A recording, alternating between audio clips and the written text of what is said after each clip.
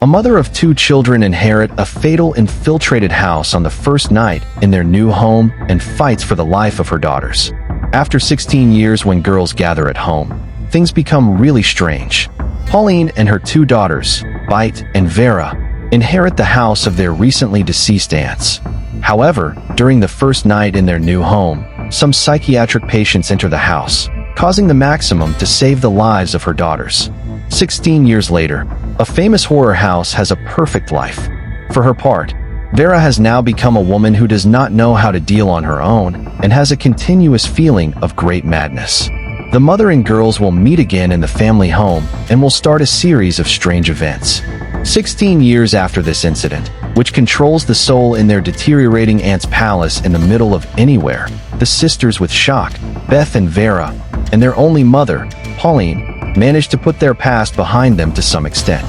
However, one of the delicious calls from the weak and mentally unstable will withdraw the prosperous horror novelist now to the ancient place of torment, as the repeated visions of the horrors of the incomprehensible past are still chasing the family.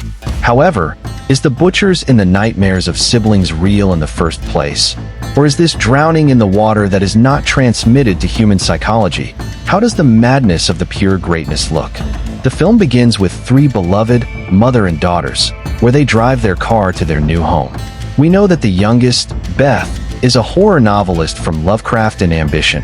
Her older sister Vera is a moody teenager, and it seems that she is not in line with Colleen's mother, friendly and warm, and she is a kind of bohemian who rubs both girls. The crawling ice cream truck exercises on the highway, and they get the first glimpse of a strange couple. In a store they stop all the way. A news report reveals a slightly detailed narration of a murder in the area. It is a frightening thing for the upcoming events, as they were subjected to young girls. They arrive at home and have all the magic of Halloween horror maze with nerve dolls. Each room is scattered. The opponents of the film are not lost at any time, and they attack the family on their first night, but they were courageously by Cullen. They are a frightening couple that is not clear at first, and it was not better explained with the progress of the story. This makes them particularly scary. They are human beings who have no supernatural power, but they have brutal qualities and make each other, well, somewhat large, and the other is very thin with long black hair that covers her face for most of the movie. We jumped forward in time, and Beth moved from the horrific events that night, and she is married and has a son. She is also a successful writer and has conducted television interviews that talks about the release of her latest novel. She receives a call from Vera, who is asking a hysterical voice from Beth to help her, and so she was forced to stay away from her new safe haven and return home for an unknown reason. The family decided to keep her despite the shock that they suffered there. When she returns home, her mother's age did not range. She is still warm and bright, and she does not seem to have suffered from any mental aspiration of events, unlike Vera. Colin almost maintains Vera like a captive in the basement, where she collected the walls with old ranks. Beth asks her to get Vera's help, but she is happily ignored. That night, they were attacked again. The same infiltrators, the same ordeal, but when Beth wakes up the next morning, covered with bruises, Ferreira blames.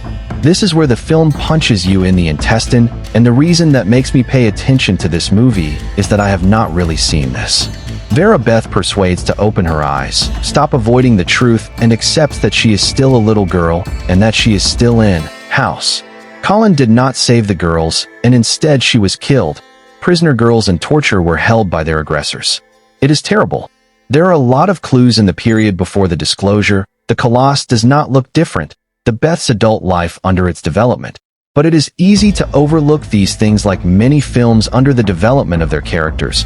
I had no idea, but it was very logical once the truth was revealed.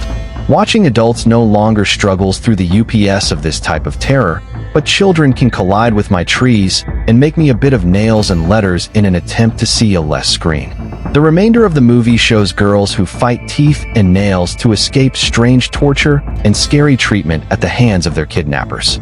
They wear clothes as dolls in China, burned and sexually assaulting. This is often indicated or proposed instead of presenting it in pyre. Although I say it is not for the fainting of the heart, and I did not enjoy this aspect of the movie. Girls finally escaped as soon as Beth can accept reality and work with her sister after a few failed attempts to bomb. The accident in the ghost land is terrible, the design of production is horrific, the transformation and the turns are unbearable. Everything is in the most positive way. Of course, after all, this is horror.